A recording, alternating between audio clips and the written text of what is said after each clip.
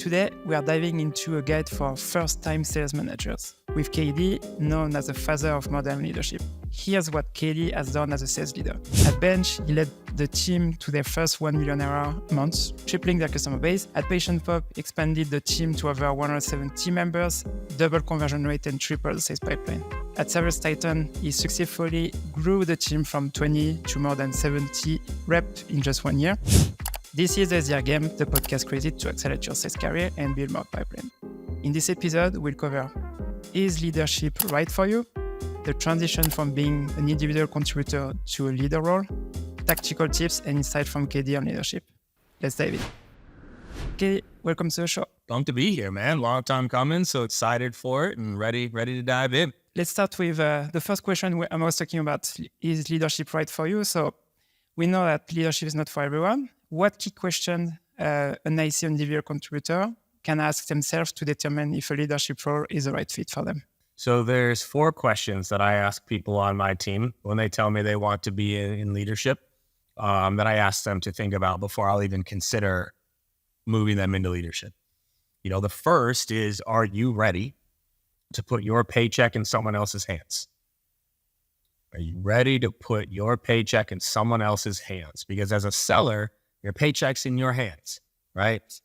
When you're a leader, my paycheck is no longer in my hands, right? I am not the one selling. I am not the one scaling. Like, it's in other people's hands. So the first question: are you ready for your pay to be in someone else's hands? The second question is: are you ready to potentially make less and do more?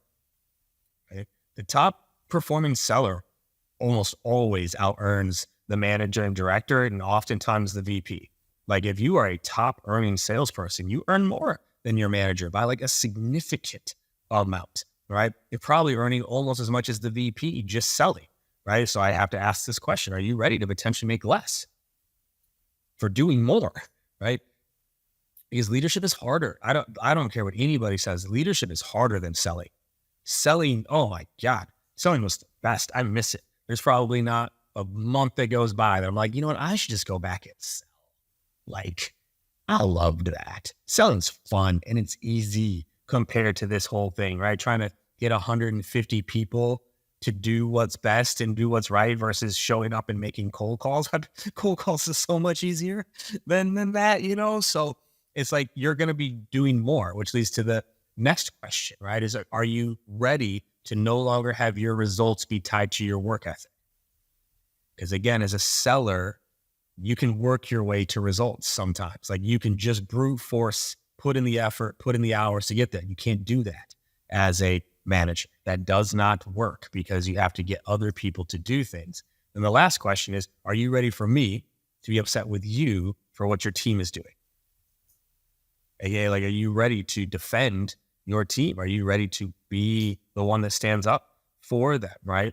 And so I'm asking these questions because there are things that a lot of people don't think about before they step into leadership, right? Like, you need to be ready and understand all of those things. And if you're okay, and I'm looking for body language, I'm looking for how they respond. Like, you know, I would say 60% of people be like, yeah, like, no, like, I'm ready. I understand. And they're like 40% of people are like, ooh, geez, I didn't think about that. And I say, okay, you know, and we'll probably go in this conversation. It's like, then maybe you shouldn't be a manager. It doesn't mean you can't be a leader. You can still be a leader on this team. Maybe not being a manager or a director is what's best, right? And then we go from there. But those are the questions I ask, because you need to make sure you know those things. Because I know at my core, I'm a coach, I'm a teacher, I'm a builder. As much as I joke about just going back to selling, I know that within 90 days, I'd be coaching someone over here. I'd be fixing this thing over here, right? That's just what I do, you know, but it's selling's easier. I'll say it's straightforward. You mentioned 60% of the reps who come to you, they say they're ready. What do you do when they say they're ready? Do you change them on the answers, or what's your process with them? So if they say they're ready, right? They're not ready. It means they actually want it. Readiness is a totally different conversation, right? Like, they go through a full boot camp, training. I start them as a team lead to give them some ownership and work their way up, right?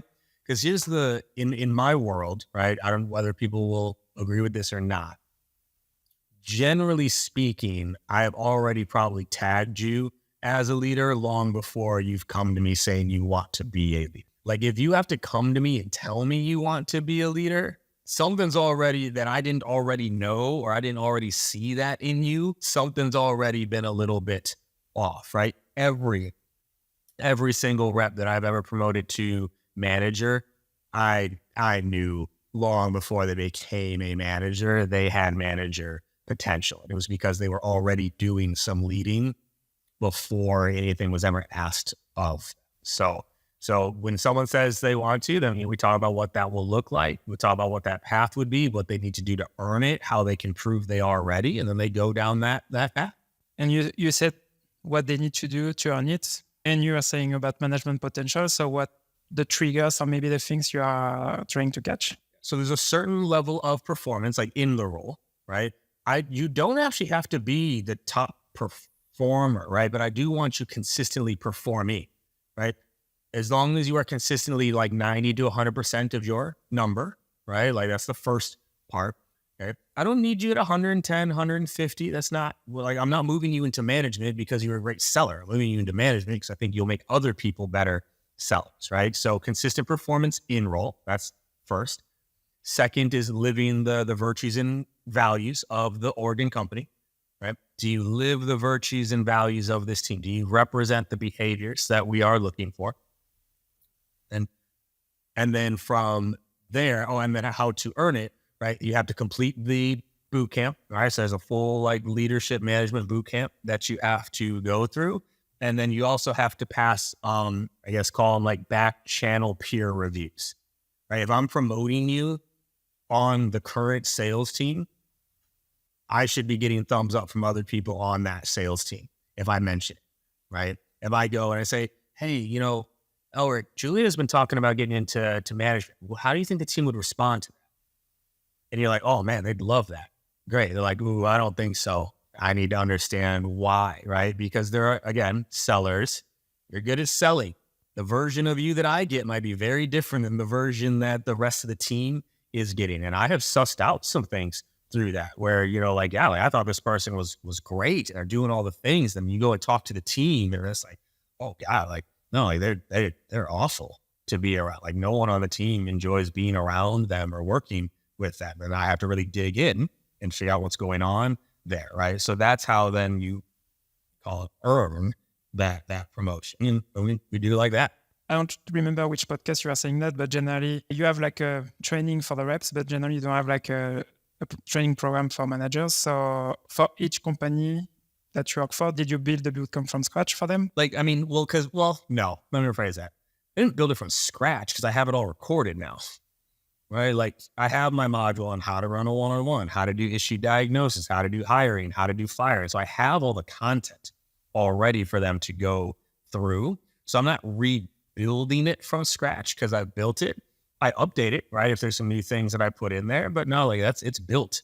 Now I can take that company to company, right? And that's what helps me, really quickly onboard people, get managers up to speed, everything. Knowing that, and with your current knowledge, if you were, let's say, starting a sales manager again from, I would say, with all the experience you have, what would your first 90 days look like broken down into actionable steps? Funny enough, someone in my leadership Accelerator group asked this question the other day. So the 90-day plan is always the same for me. First 30 days is people. You get to know your people, right? What are their goals? What are their motivations? What are their skills? What are they good at? Where are they trying to go and grow? How much do they want to make? Where do they need to develop? Like the first month, those first 30 days are all about getting to know your people, right? Really diving in and understanding them, how they like to be led, how they like to be communicated with, everything like that. Day 30 to 60, that is all now prospect and product, right? Now that I know my people, now it's like, okay, I need to understand the prospect and I need to understand the product. But again, I'm going to lean on my people to learn those things. That helps actually build the relationship. I want them to teach me these things. This is when I'm doing customer interviews. This is when I'm, going through the product as a user. I'm going through the onboarding flow. I'm reading all of our reviews. Like I want to understand that product inside and out and understand the prospect inside and out. Those are days 30 to 60. 60 to 90, now it's about process. What is our current sales process? And then what are the process updates that I need to make in order to improve performance, right? Because now I can do that. I know my people, I know the product, I know the prospect. Now and only now, right, can I actually focus on making things better for performance and process. So that's my 30, 60, 90. People, product, prospect, process, and performance. That's it. So let's focus on people. You are talking about long-term goals, their skills, the way they want to be led, the communication style. What do you do during these first months? Do you have like different sessions with them, like an hour every week, or what's your process with them? Again, if I'm talking as a manager, right? Because like I do this as a CRO, right? When I join a company, I have a one-on-one with every single rep. My first month, every single one. A lot of one-on-ones. If I'm a manager, I probably at most have 10 reps, right?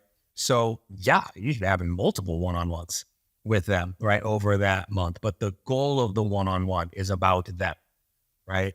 Getting their ideas, getting what they're thinking about, all of that. Like that's the goal of those one-on-ones. Too often managers jump into those early one-on-ones and they're already trying to make their people better, right? They're already trying to like give them feedback on things like, or I'm going to show them that I'm good at this. Let them show you that they're good at this. Right? Like it's the other way around. So yeah, you're having one-on-ones, shadowing, go grab lunch, grab coffee, do a dinner. Like really, it's about getting to know your people. Now let's focus on you and specifically about what is something you did differently than other sales leaders 5 or 10 years ago that led to pushback but help you in the long run?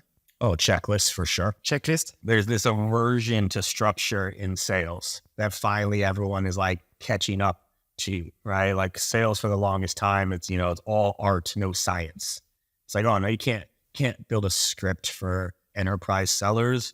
You can't use a checklist for, it's like, no, you can and you should, right? So it's definitely the documentation and checklists that I have always done very differently in terms of my orgs is once we know what we call the wiggle, WGLL, what good looks like. Once I know what good looks like, we go through the 4 Ds: define it, document it, demonstrate it, deliberately practice it.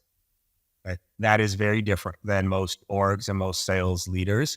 And people are starting to come around to it now finally, but that was different where people have pushed back. Oh, it's too structured. It's not, it needs to be free flowing. It's like, really, you want a rep getting on a call and just having a free flowing conversation for $1 million deal? That sounds like a great recipe. It's free. Like, no, there's certain things you need to accomplish on that call. Let's accomplish those things with a free flowing conversation. So that, I'd say that's probably the biggest. You said define it, document it. What was the third one? Define. So it's the 4 Ds of scale. Define. So like you actually just define like what does good look like? What is good? Like we got to define this. Document it. It has to be written down somewhere. Like it needs to be down on paper. It cannot live in your head. That's where a lot of best practices live for a lot of leaders is they're just in their head, right? So you have to define, then document. 3rd D is demonstrate. You have to show people what good looks like, right? So that's through trainings, that's through call recordings, that's through coaching, that's through best practice libraries, videos. You need to show them what good looks like. Even something as simple, like leaders do this all the time. Sellers, you got to keep your pipeline up to date. Have you ever actually shown them, demonstrated what that looks like and how you want it done, right? Again, these are just little things that live in people's heads that they don't know. So you have to demonstrate it, show it. And that 4th D is deliberate practice, because that's the other place that I will say I've gotten pushback on. I don't get as much pushback on it now, but people still don't do it enough, is practice. Practice is built into my orgs. And when people say things like, oh, well, our reps are experienced, I go, cool, they're all hitting their number? Well, no. Okay. So again, I'm a big believer in IIW, which is it working? If I come to you and your team is hitting 100% of their number and everybody's happy, then is it working? Yes. Cool. You are not my concern. Keep it up. I'm happy for you. That is not even an argument I'm going to get into with you. Like, cool, it's working for you. But that's not the reality for 90% of orgs out there. So practice, that deliberate practice of what good looks like is missing in almost every company I talk to. Reps are practicing on prospects. They're not practicing on purpose, and that's a problem. Let's go back to document. So when you said documenting, for example, are you talking about having a playbook where you have everything into a playbook? Or? So kind of, yes. So a playbook can kind of be document, but most playbooks don't have what good looks like in them. And most playbooks are not very usable, right? So I've actually kind of grown in my processes here. Like I focus heavily on short, punchy checklists, right? Playbooks tend to be long and heavy and bloated, and there's a lot of info in them. I'm focused on short, punchy checklists. Here's what good disco looks like. 1 page. Here's what a good demo looks like. This is the things that we cover and how we do it on 1 page, right? So my playbooks have gone from, being hundreds of pages, 50, right? And like really condensing them. So you can do it in a playbook, but you have to do it in a way that is usable. Most playbooks are not usable for orgs, and that's why no one uses them. And so you are saying that you had playbooks with more than 100 pages and moved to 50 pages. So what did you remove from the playbook? Oh, just a lot of the fluff, a lot of like things that didn't really matter. I moved more things into video versus written, right? Let's see, hold on, here we go. This is like one of my old like onboarding playbooks, right? Like, look at this bad boy. Like, look at this bad boy. All right. And this thing, by the way, helps generate hundreds of millions of dollars are generated by this playbook, right? But there's too much in this. Now, this is the onboarding playbook. So this one actually worked really, really well. Right? This one here, this was like my AE bootcamp playbook, right? And you can see in here, demo overview, disco. This is when I started to get short. Can you see the difference in these? So here's this one. Here's this one, right? Side by side, you can see, right? This is almost half as much, right? So you just slowly are condensing it down into what it needs to be. Because here it wasn't paper, but you said you included videos also on it? Yeah. So that was the paper version. And then of course, all that is digital as well, right? It's all digital also. And then, yeah, like you build it out and do it the right way. What is something most sales managers think is important that sales managers can skip entirely? I don't know if I can think of something that most managers think is important that they can skip entirely. The one that is closest to that list, I'll say is close to entirely, is being on sales calls. Okay. It's not, I don't want to say entirely, because there's always a place for it. There's always a time for it. But I know managers tend to spend way too much time on that. And they all think that's the most important thing to do. That's a place. This one will get the people fired up because people just don't like to think this way. But that's the case. That is the place I see more often than not. Managers spending 10, 15 hours a week on calls. If you're going to be spending 10, 15 hours a week on calls, you might as well be a salesperson. I didn't hire you to sell. I hired you to make other sellers better, right? And if you have to be on all those calls, then you're quite literally not making your people better because you had to be on those calls, right? You got to ask you. I just had this conversation with someone the other day. We're out golfing, and they were a sales manager. So, of course, we get into it. We're talking about sales management stuff. And he's like, yeah, like, I think that's the most important thing I should be doing. And I was like, well, then you should just be a seller. Like, if that's the biggest value is you being on these calls, then you should just be selling. Like, I need you to really ask, like, what are you doing on these calls? Like, specifically, what are you doing? What are you doing that your rep is not? That's what you got to teach them. That's what you got to coach them. So that's the one. That is the one. Again, before anyone gets crazy, I didn't say never. Everyone hear me. I was very clear that there's times for it. But that is a place that I think managers put way too much time that they shouldn't be, because that's hours and hours and hours on calls where either you didn't do anything, so it was a waste, you didn't make your rep better, right? Or you were the one that closed the deal. Great job. Then you're a seller. You're not a manager. That's not what I hired you for. So instead, they should spend this time to coach their team. Yeah. If they spent that same 15 hours a week coaching their reps, guess what you'd have to be on less? calls because you're coaching them on what needs to be done, right? Because also too, just probabilities. This was a big one, right? Think about a good close rate. Good close rates, 30%, let's say. Okay. Well, how many calls do you have to be on to get that 30% close rate? And then two, we're still talking about doing something that only has a 30% likelihood of proving results, right? So I can already look at those 20 hours spent on a week on calls and only 6 hours of those were actually probably producing any type of impact. Whereas if those 20 hours are spent coaching your reps, the likelihood of impact is significantly higher than 30%, significantly higher because their skills are better. So that's the one. That's the one. Everyone probably just turned off your podcast right now. Like, I don't want to listen to this guy anymore. I had this question on the list for later, but I was not sure what time that you're going to focus on that specifically. Yeah. But yeah, if we focus on that specifically, because if they're on the call with them, basically they are not teaching them anything, because if they are doing the call for them, they are not doing them a favor, right? It's like when this is, again, managers, you got to ask, what are you doing on the call? Because if you're, for the most part too, managers are quiet for 80% of it. So again, what are you doing on that call? What's that 20% that you're adding? Okay, you need to coach your people then on how to do that 20%.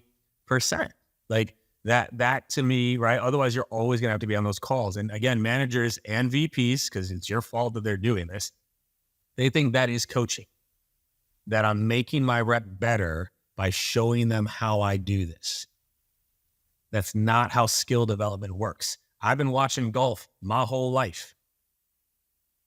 Still not super good at it, just because I watch the best do it. That's not how you get good at it. It's practicing.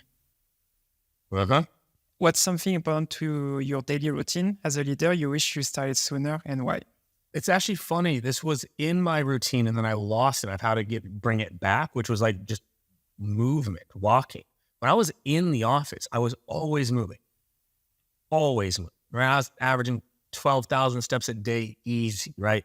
Different offices, up and down stairs, walking to coffee, like movement, right, is big. Then once everything went remote, I was like, I'll move. I just sit here all day. I had to get a little baby treadmill under my desk just so I can like stand and like get moving throughout the day. So that's definitely part of the daily routine now that I had to get back to. Like I used to have it, and then I realized like I lost it when we went fully remote. The other is just taking breaths, just slowing down for a moment, just like, oh, okay, there we go. First good deep breath in a while, right? It's like taking those moments to reset throughout the day, right? I can tend to just go and go and go and go versus like just taking that moment to reset and kind of recreate. That's another one. To go back on the steps, you said you're in your office, it's easier, but why is it important for you during the day comparing to the remote environment? Yeah. So I was saying, like when I was in office, the movement was because I would meet with my people. You're walking around, right? Got to find a room, different floors, right? So just moving. Once remote, you're sitting, I'm sitting, right? When I have got 13 back-to-back meetings in a day, I'm not even like then I would be at least moving offices. Now I'm just sitting, right? So movement's just good. It's better for your brain. It's better for your body. You get better ideas when you are moving, right? It's like, that's why that's important is, it just makes you a better leader. And what's your plan to change that? So I got a little treadmill underneath my desk, right? So that helps, right? I do like, if I have a break, I try to get outside and ground, or I just put my feet on the grass. I just be outside for a second, get some sunlight to come in, right? So it's just being intentional about it. And you were talking about breathing. So when you say breathing, for example, are you taking count of your breaks? Or do you have like specific time during the day just to have like time between back-to-back meetings? So I don't have like a specific time, but I do try to make time, right? So actually, funny enough, my waiting room, right? So if you join my Zoom, what the waiting room message says is take a breath, reset, looking forward to chatting soon. That's actually what it says in the waiting room. And people have commented on that. They're like, that was great. Like, I actually took a breath. I was like, right? Like, we hold our breath way more than we realize, right? So it's like in between meetings, like even back to backs, like I'm somewhat, notorious for being like 2 minutes late to a meeting, right? And it's because when they're back to back to back, right?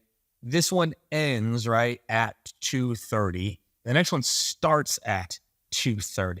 That's actually not how our brains are wired to do things. It's not how it ever was in the office. There was always some sort of like little reset. So it's like, I take that moment to like catch a breath. Like, okay, all right, what's my intention going into this next one?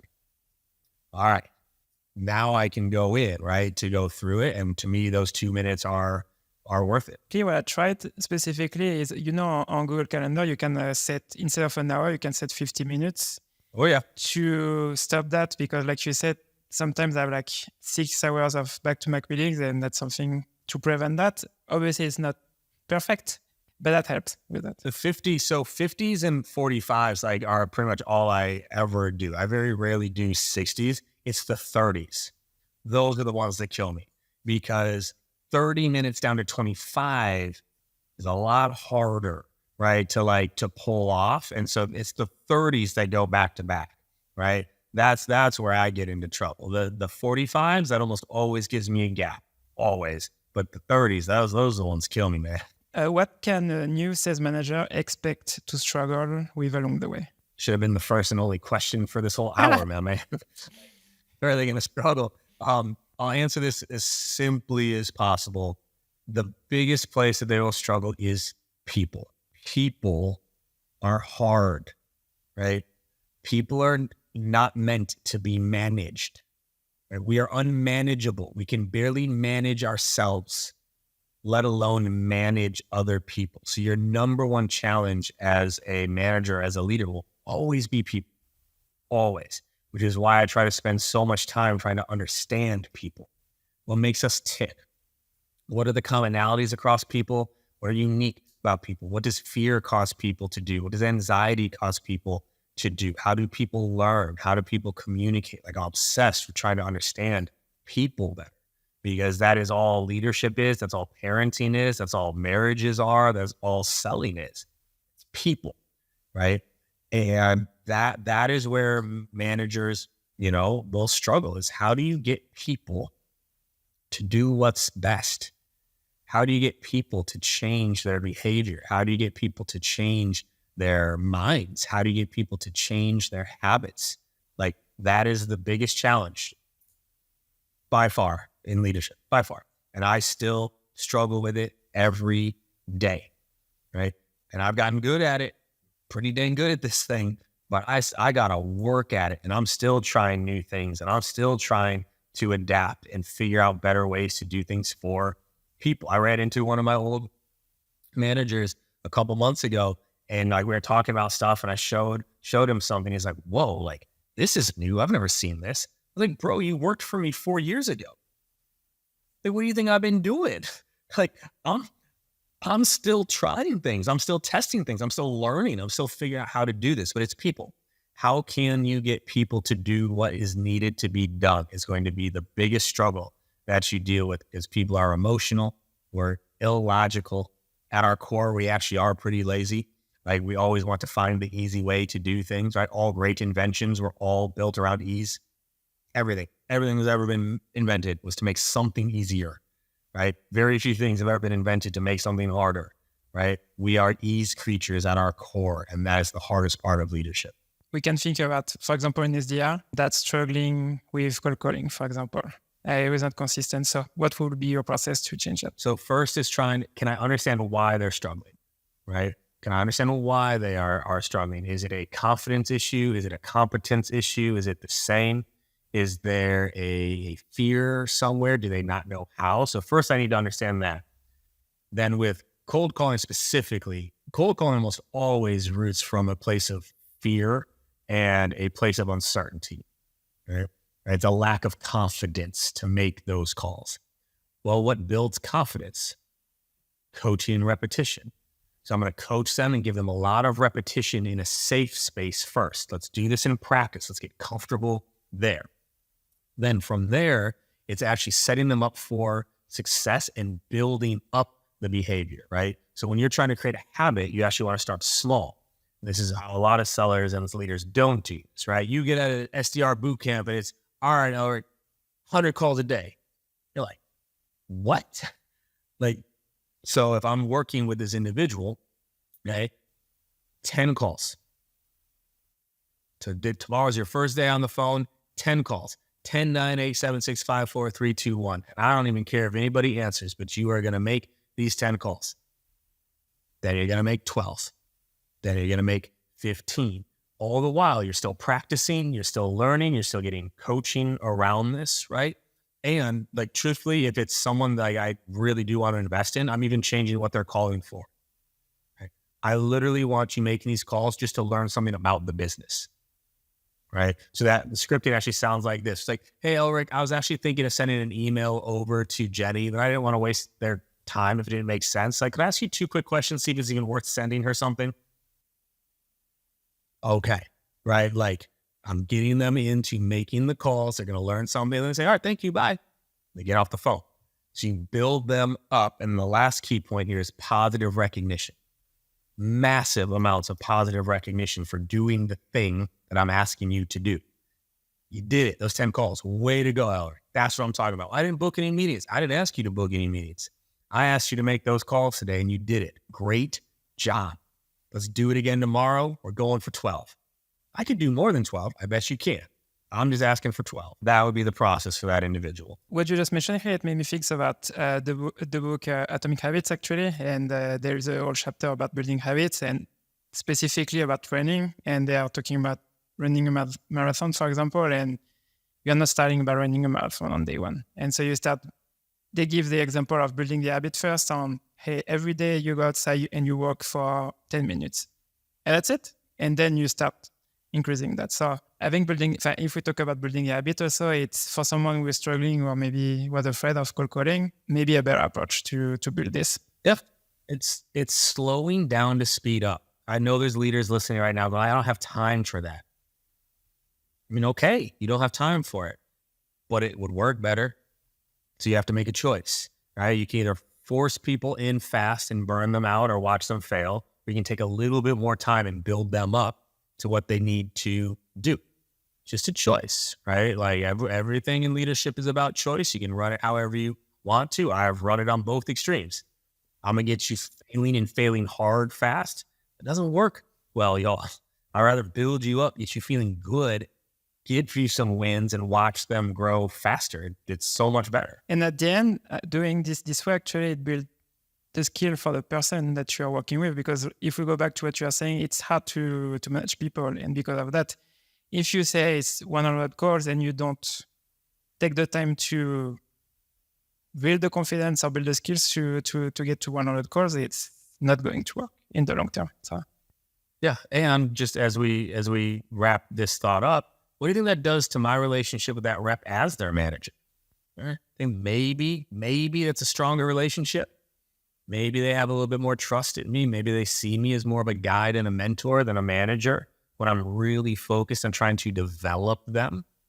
Right? It builds those bonds, man. Like, got a text from a former rep just the other day saying like they have like a new job that they landed, and send a little note like, how's it going? Like, word for word, like, oh my gosh, like, I'm loving it. I'm catching my stride, right? There wasn't nearly as much process as I'm used to. Like, you really helped us learn how to do the right process and training, but it's working, and it's working here. That was always the goal. Teach you the skills and the process that now you can go anywhere and do this stuff, right? Like, she hasn't worked for me for 5 years, still there. It's like, that's the relationships you want to build with your people. What is one belief or practice you had to unlearn to succeed in your leadership role? Oh, man. I don't know if I can just do one. I'll say the biggest one, and this is a mantra that I say with my managers quite often. And I say it, and they have to say it back. And it goes like this: I am not you. You are not me. We are not them. They are not us. It's one of the biggest things that we have to remember in leadership. I am not you. You are not me. We are not them. They are not us. So many leaders get into leadership and they try to turn everybody into them. You can't, right? And then on top of that, they expect people to work the way they worked. You can't expect that, right? I am not you. You are not me. We are not them. They are not us. There's a reason we're in the position that we're in as leaders. We're different. We think differently. We work differently. We do things differently. That's the biggest belief that I had to shift. Early on in my leadership career, I was really pushing, and I'll say it, trying to like force people to be like me, sell like me, work like me, run your day like me, do your goals like me, right? Like you need to be like me. And that was wrong. It was not the right way. I've actually apologized to some of the earlier reps in my career of like, it worked. We accomplished some great things, but I pushed people too hard. I expected too much of people, and that was not fair to them, right? And so far and away, that's one of my biggest learning lessons. I'm not you, you are not me, we are not them, they are not us. There's a difference there. And I need to try to find that gap, right? And bridge it, but I can't people are not going to work the way that I work. They're not. Recently, I listened to this specifically. We just say here that someone's asking, hey, I want my team to do the things the way I want. So what did you do to change that? So did you take time to have this, changing that in your process, or what would you do? A lot of things. One is like, okay, well, what is it I want them to do? Can I explain why it works, first of all, other than I did it this way? Right? That's helpful. 2, can I give them different versions to accomplish the same thing? But then 3, like, can I actually help them get good at it? Right? Can I help them get good at it versus like just telling them to be good at it, right? Slowing down a little bit. But then also one of the things we talked about earlier is understanding their goals. I know what I'm trying to accomplish. Okay. I can't expect people to work the way that I work if they're not trying to accomplish what I'm trying to accomplish. So it's setting more reasonable standards on certain things of like, this is what I expect. There's room to go above and beyond it. This is what I expect, but I'm going to coach you and train you and help you get good at these things, right? So that was some of the shifts. Okay, last question for this episode today. Given the lack of resources for new sales manager, what are the top 3 resources you recommend they seek out first? Can be book, podcasts. So I'll say selfishly, that's why I built the Sales Leadership Accelerator. Right. So I built like this very same training I take my own managers through. I have packaged up. It's a community. It's a course, all the templates. So Sales Leadership Accelerator, I'd highly recommend it. Next, there's 4 mandatory books that I have my managers read, even when they work for me. I'm still having them read other people, right? So Cracking the Sales Manager Code by Cracking the Sales Management Code by Jason Jordan. Sales Manager Survival Guide by Dave Brock. Radical Candor by Kim Scott is mandatory reading, and The Connector Manager. Those 4 books. Connector Manager. Those 4 books are mandatory reading, right? So read those books. And then lastly, it's find mentors, right? Reach out to people that appear to be doing the thing that you want to do, and reach out. Ask to learn, ask for help, ask what resources they would point you towards. Those would be my 3 big tips. If we go back just on the books, so I had 3 of them on my list already, but I think it was a conference that you gave at SaaStr. You are giving leaders It Lasts by Simon Sinek, so you change it to Connector Manager. What did you find in Connector Manager to replace this one, for example? A little bit more tactical. Right. So I love Simon Sinek's stuff. Love it. It's hard to apply. It's not always super tactical, right? I thought the Connector Manager did a little bit better job of teaching my managers some of the tactics they needed to do, right? Leaders Eat Last is more of a mindset than it is like a tactical, here's what's going to make me better in my job tomorrow type thing. So that's why. For those who didn't read Radical Candor and the 2 other books, so why Radical Candor? Why is it's on the list? Because part of management is having the tough conversations, right? But her whole concept is challenge with care. And you challenge each other. Like you will, I have led now probably close to 1,000 reps. I have led easily 60 plus managers. I've trained well over 1,000 managers now. You will not find someone that says KD is easy to work for. You will not find them. There's not one person like, oh yeah, KD, easy, push over. I need light. And you won't find one that will say I'm easy to work for. But the vast majority will tell you I'm worth working for. Not all of them, because you can't win everybody over, right? I'll say 60% of my teams genuinely like me and enjoy working for me. I'll say another 20% of those teams, like they may not like me, but they respect and they understand. Like we may not be boys, but you get what I'm doing and you get why I'm doing it. And then you have 20% that are just not. They're just not going to like you. You don't like everybody. That's fine, right? But what the 80% for sure would be able to tell you is that I care. They know I challenge you because I care about you. I push you because I care. I sit you down and talk to you because I care about you. In fact, I'm very upfront about it. It's like, if I'm not pushing you, you should actually be more worried than if I am, because it means I've lost care. I don't care about your success anymore. That's a problem. So that's why radical candor is in there. So I want my managers, one, not shine away from, right? Because a lot of managers, they want to be liked. A lot of managers might be now managing people they used to be reps with. It's hard. How do you have the tough conversations, but in a way that shows that you care? So that's why that one's in there. Well, KD, we are at the end of the episode today. So thank you so much for being on the show. Do you have anything else you want to share with the audience? No, my man, I appreciate you having me. I think we got into some good stuff today. So, feel good. Thank you. And thanks everyone for listening. I see you on the next episode. If you enjoyed this episode, feel free to leave a review on Spotify or Apple Podcasts. So for Spotify, to leave a review, what you can do is you can use your phone, then go on the Spotify app, then you go to the SDR game page, and then at the top of the page, you can leave a review. It's a 5-star review if you enjoyed the episode, obviously. And then if you are listening to this episode on Apple Podcasts, feel free also to leave a review on your app. Thanks for listening, and I see you on the next episode.